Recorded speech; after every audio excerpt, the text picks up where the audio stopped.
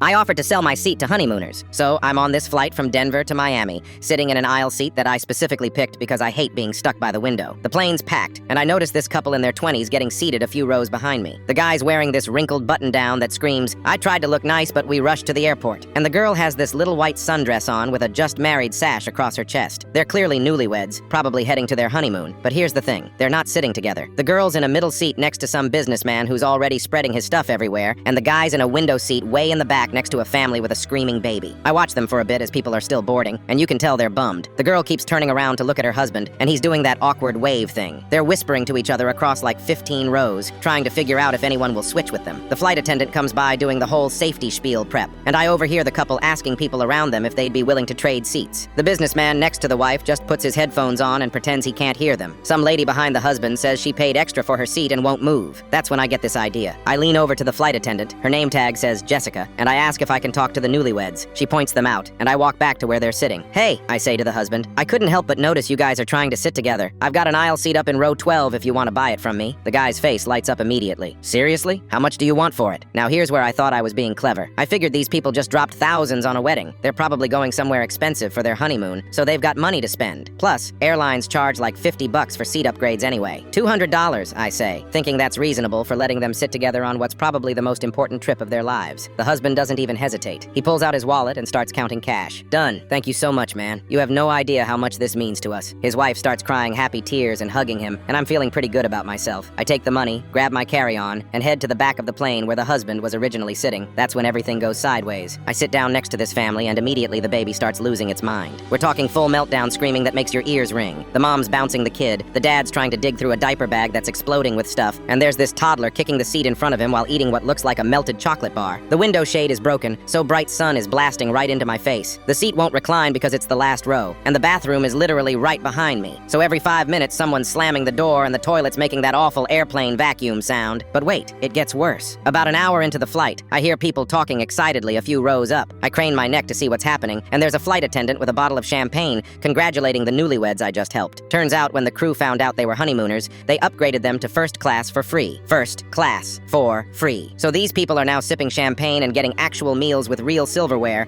while I'm in the back corner of hell with a screaming baby, $200 poorer, in a seat that was apparently so bad that the airline felt sorry for whoever originally had to sit there. The toddler next to me chooses this exact moment to spill his entire cup of apple juice on my jeans. The mom gives me this apologetic look and hands me a single tiny napkin like that's going to fix anything. I spent the rest of that 4-hour flight marinating in apple juice, listening to babies cry, getting smacked in the head every time someone used the bathroom, while watching the couple I helped get treated like royalty in first class.